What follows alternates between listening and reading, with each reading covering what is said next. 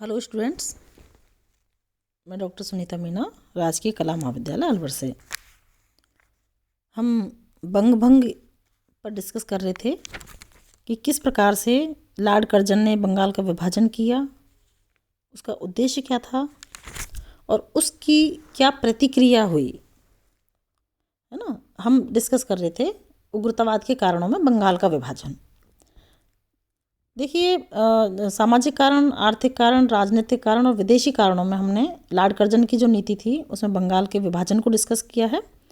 अब और कुछ रीज़न रहे हैं या कुछ और ऐसे कारण रहे हैं जो उनको भी हम उग्रतावाद के उदय में का कारण मान सकते हैं, या हम ये कह सकते हैं कि उनकी भी उग्रतावादी विचारधारा के उदय में महत्वपूर्ण भूमिका थी।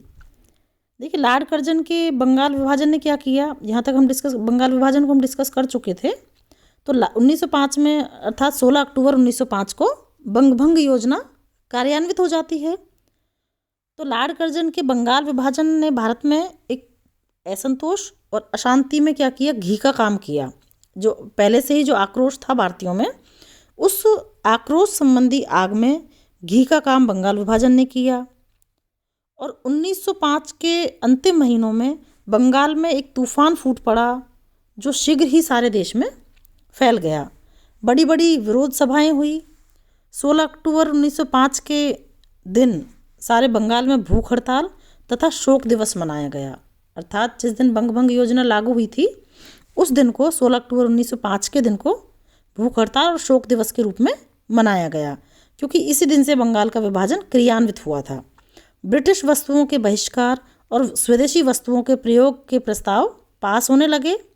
सुरेंद्रनाथ बनर्जी तथा विपिन चंद्र पाल सरीखे नेताओं ने स्वदेशी आंदोलन का प्रसार किया। विद्यार्थियों ने इस आंदोलन में बड़े उत्साह से भाग लिया और कलकत्ता तथा अन्य स्थानों में दल के दल विद्यार्थी झंडा लेकर बंकिम चंद्र के वंदे मातरम संगीत को गाते हुए निकल पड़े। लोग झुंड के झुंड नदी के तट पर एकत्रित होने लगे और एक दूसरे की कलाई में राखी बांधने लगे।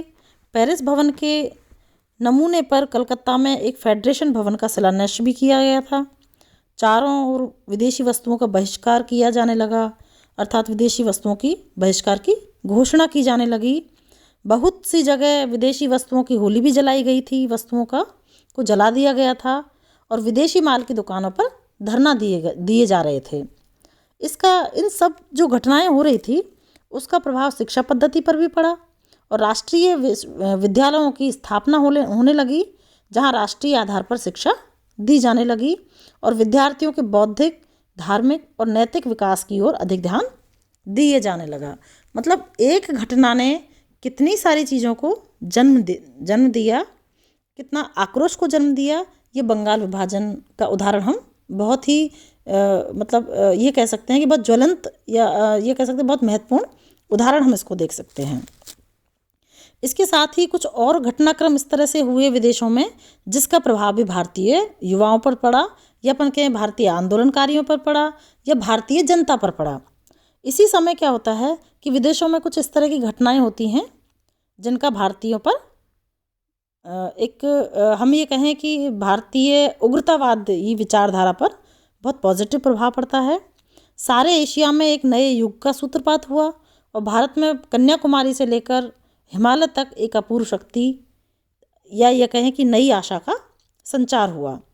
भारतवाद जो अब तक ये भावना थी या ये धारणा थी कि अंग्रेजी जो जाति है वो श्रेष्ठ है पूरे विश्व में और अजेय है, तो ये जो धारणा है ये यहाँ टूट जाती है कुछ इस तरह की घटनाओं से। इसमें क्या होता है कि इसी समय मिस्र, फारस और टर्की में स्वाधीनता संग्राम शुरू होता है, वार ऑफ इंडिपेंडेंस, जिससे भारतीयों को बड़ा प्रोत्साहन मिलता है। और सन 1896 में अबिसिनिया के निवासियों ने इटली को पराजित किया, एक उदाहरण ही हो जाता है। और इटली की पराजय से महाराष्ट्र में नई उत्तेजना और जागृति का उदय होता है। साथ ही 1905 में ही छोटे से जापान ने एक विशाल दैत्याकार रूस पर विजय प्राप्त की। एक घटना ये हुई। और इस विजय का मुख्य कारण था जापान वालों के या जापान के जो निवासी थे, देश नागरिक थे, उनकी देशभक्ति, बलिदान और राष्ट्रीयता की भावना। तो भारतीयों में यह विश्वास हो गया कि जब चींटी जैसा जापान एक दैत्य जैसे रूस को हरा सकता है, तो भारत ब्रिटिश साम्राज्य का अंत क्यों नहीं कर सकता।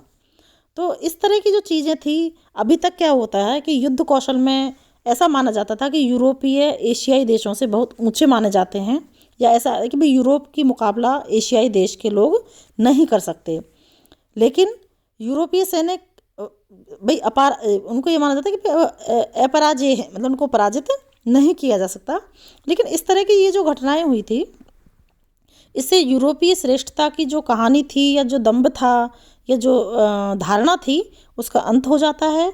और अब भारतीय अपने को अंग्रेज़ों के घातक बंधनों से मुक्त करने का स्वप्न देखने लगते हैं तथा भारतीय युवकों में आत्मसम्मान और आत्मविश्वास की भावना प्रबल हो उठती है और वे अपने देश को स्वतंत्र करने के लिए एक तरह से व्यग्र हो जाते हैं या उत्सुक हो जाते हैं। इस प्रकार सारे देश में असंतोष की भावना बलवती होती है। और ये जो जैसा कि हमने कहा कि अब तक यूरोपीय श्रेष्ठता का जो दम्भ था कि वो अपराजय हैं, उनका कोई मुकाबला नहीं कर सकता, तो इस तरह की ये एक दो जो घटनाएं हुई हैं, जापान वाली जो घटना है, इटली वाली जो घटना है, इन्होंने भारतीयों में ये सोचने को मजबूर कर दिया कि एक छोटा सा जापान जब अपने देश के लिए लड़ सकता है, जीत सकता है, तो हम इतना बड़ा देश है, इतने जनसंख्या है, तो हम क्यों नहीं कर सकते। तो इस तरह से जो घटनाक्रम था, उसने भी भारतीय राष्ट्रीय आंदोलन में उग्रतावाद को जन्म दिया। और इन सब के कारण क्या होता है कि भारत के जो युवा वर्ग था, लोगों ने, और अब तक की जो नीति थी अंग्रेज़ों के सामने, भाई अंग्रेज़ों की न्यायप्रियता में जो विश्वास था, या अंग्रेज़ों की ये मानते थे कि अंग्रेज़ हमारे लिए अच्छे हैं, या वैधानिक साधनों में विश्वास था, इन घटनाओं के परिणाम स्वरूप जो भारतीय युवा थे, उनका विश्वास अंग्रेज़ों की न्यायप्रियता से, अंग्रेज़ों की न्यायनिष्ठा से या वैधानिक नीतियों से उठ जाता है। और ये उनका ये विचार था कि हाथ पैर जोड़ने से या प्रार्थना पत्र प्रेषित करने से तो स्वतंत्रता प्राप्त नहीं होगी, उसके लिए हमें लड़ना ही पड़ेगा। तो इस तरह से यहाँ तक क्या होता है कि एक ऐसा वर्ग तैयार हो जाता है जो अंग्रेज़ों की न्यायप्रियता में विश्वास नहीं करता और वैधानिक साधनों में विश्वास नहीं करता। अब जब ये कारण उग्रतावाद, और अपन टेररिज्म शब्द तो नहीं कह सकते, उग्रतावाद ही ठीक है, उग्रतावाद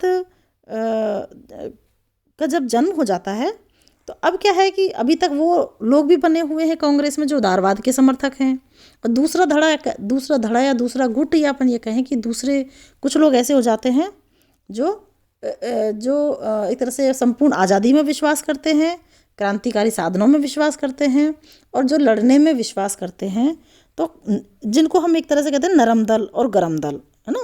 मतलब जो उदारवादी थे उनको हम नरम दल में बांट सकते हैं और उग्रवादियों को गरम दल में बांट सकते हैं।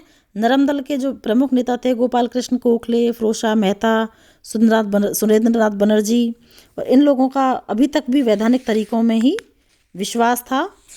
लेकिन उग्रतावादी जो थे, जिनको हम लाल बाल पाल के नाम से जानते हैं, बाल गंगाधर तिलक, विपिन चंद्र पाल और लाला लाजपत राय, इनका जो लाल बाल पाल के नाम से विख्यात हुए थे, इनका उन उदारवादियों की या भिक्षांदेही की नीति से विश्वास उठ जाता है।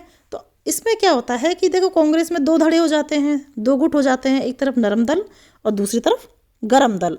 अब जब विचारों में अंतर आ जाता है, साधनों में अंतर आ जाता है, और इवन उद्देश्य में भी अंतर आ जाता है। भाई वो स्वशासन प्राप्त करना चाहते थे और ये स्वराज्य प्राप्त करना चाहते हैं।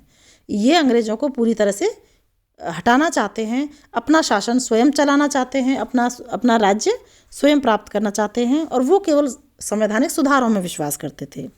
तो यहाँ क्या होता है कि कांग्रेस दो भागों में बट जाती है, गरम दल और नरम दल में। और 1904 तक आते आते कांग्रेस का जो बनारस अधिवेशन होता है, उसमें दोनों दलों में ये जो संघर्ष था ये खुलकर सामने आ जाता है ना। और युवा वर्ग, जिसको हम लाल बाल पाल कहते हैं, वो अपना विद्रोह खुले रूप में एक तरह से प्रकट कर देते हैं।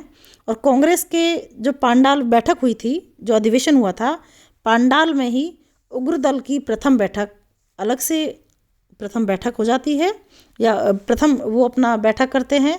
यहाँ से कांग्रेस में विभाजन हो जाता है और कांग्रेस 2 भागों में विभाजित हो जाती है। तो हम ये कहें कि एक परिणाम ये निकला इसका, कांग्रेस का विभाजन। तो कांग्रेस की उत्पत्ति से और कांग्रेस का विभाजन तक का जो एक टाइम पीरियड था, जिसमें नरम दल को भी हमने पढ़ा, उदारवाद को भी हमने पढ़ा, उग्रवाद को भी हमने पढ़ा, उदारवाद के भी कारण और उद्देश्य और परिणाम क्या निकले, और उग्रतावाद के क्या कारण थे, उन सबको हमने डिस्कस किया है।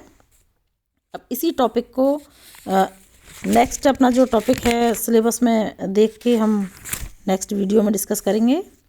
उग्रतावाद की क्या नीति थी, क्या कार्य पद्धति थी, है ना। इन सारी चीज़ों को हम नेक्स्ट वीडियो में डिस्कस करते हैं। इसको हम यहीं ख़त्म करते हैं। नमस्कार।